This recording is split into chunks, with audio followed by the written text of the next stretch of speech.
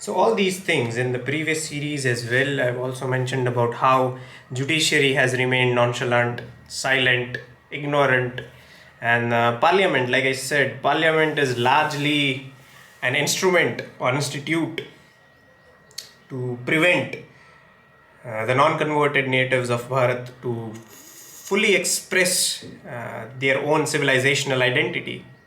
Okay, so let's keep everything aside.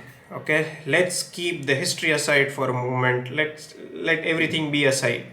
Okay, let's simply just focus on the words that are mentioned in our constitution or the preamble to the constitution, that is equality. Okay, on what basis do you justify the Supreme Court, okay, sitting in judgment for practices that have continued since centuries?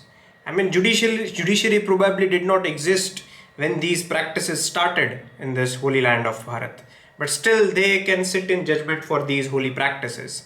And that is not where the problem starts. Okay, the problem starts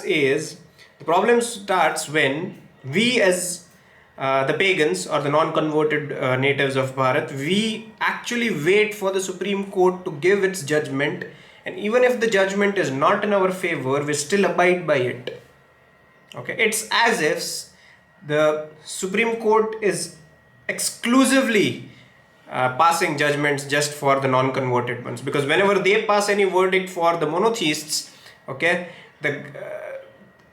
whenever the context of Shah Bano, for example, for instance, whenever any law is passed that does not sit well with their holy scriptures, okay, the dispensation of the government in power will take the route of parliament, will pass an act through it, the power of its majority, and strike down the judgment of the Supreme Court.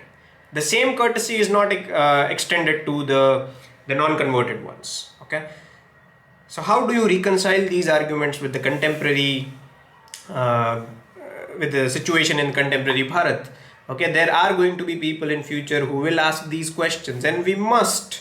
Okay, the time has come where these historical injustices must be undone.